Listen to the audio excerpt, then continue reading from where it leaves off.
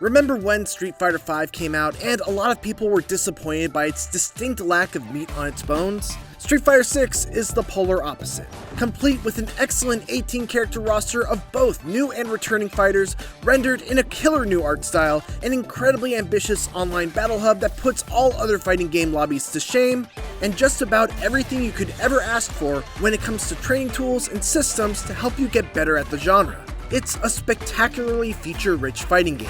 Street Fighter VI takes many swings in many different directions, and though not every blow connects, the ones that do are absolute knockouts.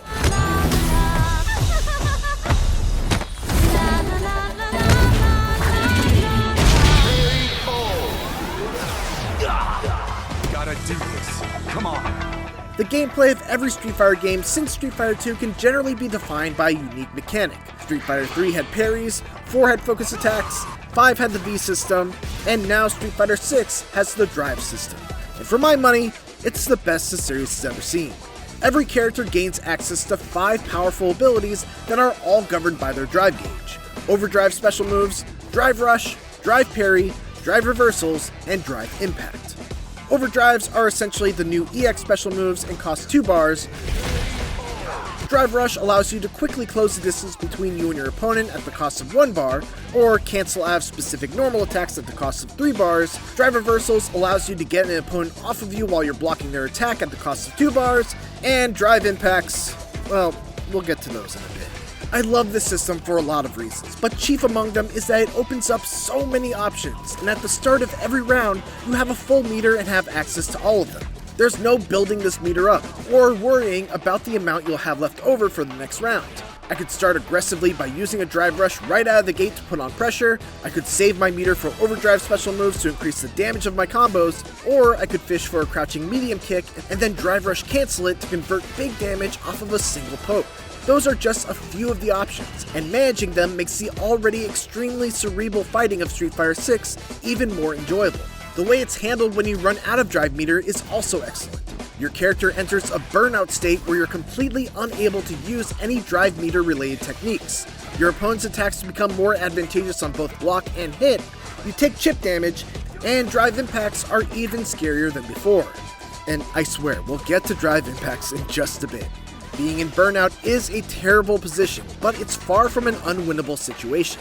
You still move at the same speed, your attacks do the same damage, you still have access to all of your super moves, and while your opponent's drive impacts are a huge threat, you know that they'll be looking to do them, which can lead to some interesting mind games on both sides. Some of the most tense and fun matches I've had in Street Fighter VI have been when I managed to pull out a victory even while in burnout. Now, let's talk about drive impact, because I have a feeling that for a lot of people, whether or not they enjoy Street Fighter VI is largely going to come down to their feelings on this one move. Drive Impact only costs 1 bar of drive meter to use. It has super armor that can absorb up to 2 hits, and if it hits while your opponent is in the middle of their own attack, they will be knocked into a crumpled state, giving you a full combo. And that's not all. Even if they block it, they get blown back and lose half a bar of drive meter. And if they get backed into the corner, you get to follow it up with a combo. That's not all either. Remember how I said that it's even more scary when you're in burnout? Well, if you block a drive impact and you're close to the wall, you get stunned, and you'll eat a full combo in the corner, even though you block their attack. It's one of the most powerful universal mechanics I've ever seen in a fighting game, and if you don't respect it, you will get crushed by it. And yet, I love drive impacts, because they're tuned so that they're just reactable enough to be defended against if you're looking out for them, but also still fast enough to catch you by surprise if you're not. All you have to do is drive impact them right back. You'll absorb their attack, hit with yours, and now the roles have been reversed so that you get the opportunity for a full combo.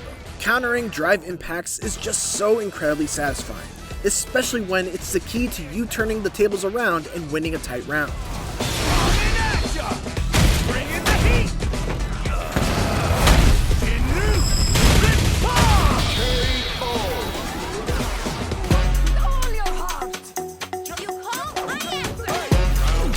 Street Fighter VI's roster of 18 characters is mostly familiar, with 12 returning characters and 6 being entirely new.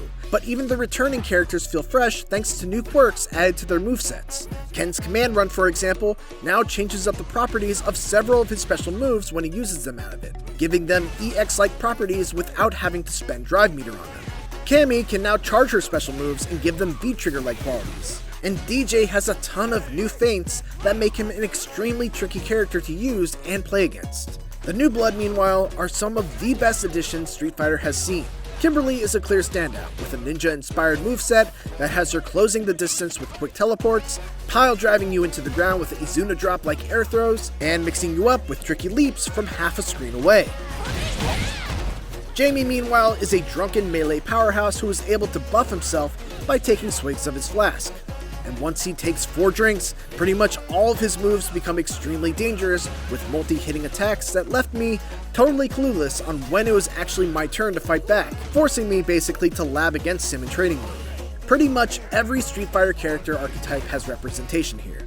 You've got your grapplers in Zangief and Manon, your rushdown fighters in Ken, Jamie, and Cammy, your zoners with Guile, Dalsim, and JP, and your powerhouse bruisers in Marissa and Honda. It's everything I want out of a roster.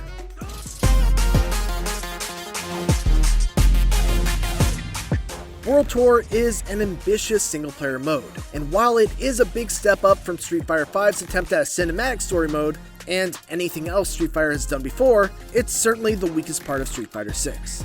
It's at least a great idea. It's a surprisingly enormous RPG that allows you to take a created character into the world of Street Fighter, interacting with the playable roster by becoming their disciple and learning their moves, and then building them up from scratch by leveling up, equipping various types of stat-altering gear, and selecting powerful skills. It also does a good job of teaching new players the fundamentals of Street Fighter 6 by including lessons as side quests, with steadily increasing difficulty over the course of about 20 hours.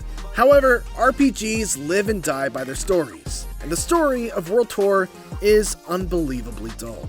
With paper-thin characters, predictable plot twists, and a mute protagonist whose main purpose is just to be an errand boy for various gangs and factions, there's nothing to get excited about. It feels like it was written with the primary purpose of having your character jump around to various countries to meet the roster characters, and yet it never really bothers to justify those trips. In one chapter, a random gangster all of a sudden tells me that I need to get her bag back that my buddy stole. And so, without any objection, the most reasonable solution is for me to make a global trip to Rome in order to fashion a counterfeit bag that I can hopefully use to fool the gangster into thinking I got her bag back. In another chapter, I had to go to Jamaica and Brazil because my original mentor, Luke, wanted souvenirs from those places and I guess just doesn't know how to shop online. At least the tone is goofy and fun, which is a great fit for Street Fighter. You can fight just about anyone on the street, regardless of whether they deserve a rising uppercut to the face or not. It's fun to use ridiculous looking moves like the spinning bird kick to cross gaps like you're a human helicopter. And there's a surprising amount of enemy variety, many of which do an admirable job of teaching newer players how to deal with specific situations that will come up outside of story mode. Some enemies will favor blocking high, making them vulnerable to low attacks. Others will stay permanently in the air and must be brought down by anti-air techniques. And others still will try to hang back and pepper you with projectiles, forcing you to fight them like you would a zoner type character. And then you also fight refrigerators and Roombas. It's weird, but in a very amusing Yakuza-esque kind of way. There's also a variety of fun minigames that do a great job of gamifying techniques that you would actually use in a typical fight. In one of them, you have to chop bottles by holding back for a second and then quickly moving the stick in the opposite direction and pressing a button, which is how you would perform charge-type special moves on a character like Guile or Blanca. Another has you making pizza by quickly performing special move inputs as they appear on screen. And another still has you using your combos to quickly destroy a big rig in a nod to the original car busting minigame from Street Fighter 2. The best thing about World Tour though, and the thing that really serves as the carrot at the end of the stick, is the promise of being able to outfit your character with moves from every other fighter. By the end of the campaign, I could use Dalsim's teleport to instantly appear behind an opponent, hit them with Zangief's spinning pile driver, and then use Ken's Dragon Lash kick to get right back up in their face. Being able to customize my character in ways that would make them absolutely broken in the real game is a lot of fun. The issue is that it takes forever to level up a character's style to the point where you learn new moves from them. You do this simply by using them, but even though I only used Luke's and Ken's throughout the entire mode, I still didn't max out either of them. Those who love a good grind may enjoy having plenty left over to unlock after the 20 or so hours it takes to complete World Tour, but I would have liked the drip feed of new unlocks to be substantially faster, considering the sheer amount of rewards that there are to unlock by maxing out the ranks of each character. I have many more issues with World Tour, but even despite them, I still had a fun time with it by the end. It's a mode that's more directly aimed towards people without a lot of fighting game experience, and I think those people will get a ton more out of it than I did. The character customization elements are great. The way it incentivizes fundamental lessons of how to play Street Fighter 6 by dressing them up as side missions and minigames is extremely well done, and there's just an overwhelming amount of content to discover with 2 very large open worlds to explore, both of which have day and nighttime versions that each have their own set of side missions to discover.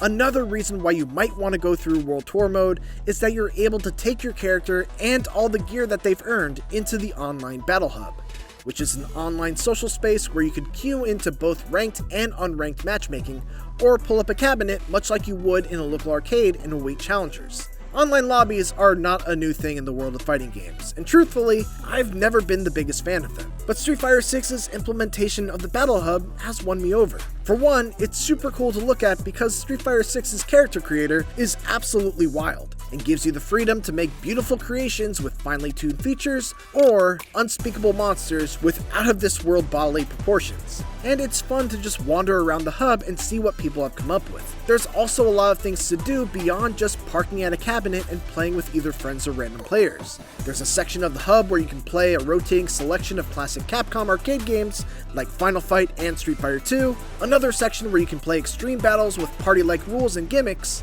a store where you can purchase more customizable clothes for your avatar with in-game currency, and you can even pit your created character against others in avatar battles. But the most important thing about Battle Hub is that it's all optional. If you don't want to deal with it, you don't have to. You can simply queue up for ranked or casual matches via a menu, go into training mode while you wait, or create a custom room for multiple friends without ever having to go through the Battle Hub, which is exactly how it should be. What really pushes Street Fighter 6 over the edge is how it completely nails virtually everything outside of its main modes that you could ask for in a fighting game. Based on my experience playing pre-launch and in all 3 betas, including the open beta, its netcode is excellent.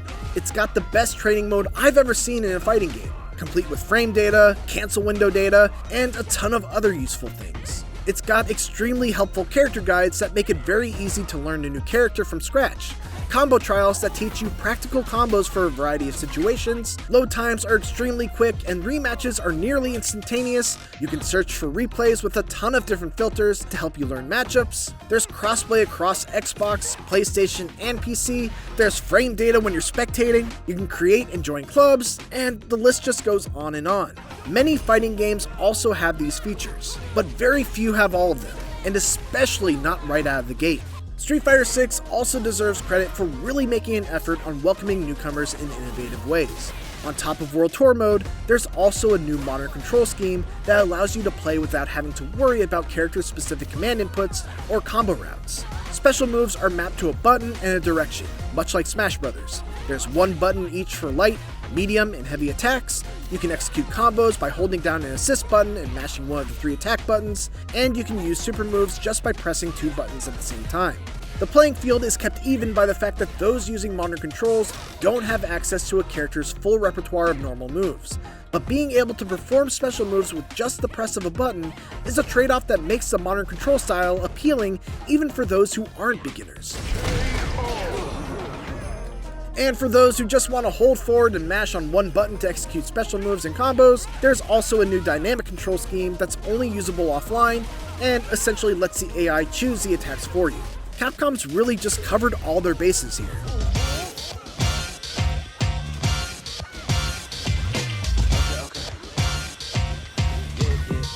Street Fighter games are always benchmark moments for the 2D fighting game genre, but Street Fighter 6 feels extra special. The drive system is an incredible addition to the fighting mechanics that gives you a veritable Swiss Army knife of options and meter management decisions right from the start of every round. The starting roster is the best that Street Fighter has ever seen. Its online netcode through 3 betas has been impeccable so far, and the number of smaller details that it nails right out of the gate is unprecedented. It's so good that even the poor story and extremely slow progression of the single-player world tour amounts to only a jab's worth of damage on its metaphorical health bar. Whether you're completely new to fighting games or are a seasoned vet, Street Fighter 6 is a must-play.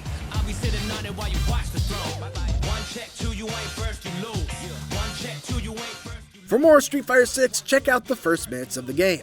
And for everything else, keep it here on IGN.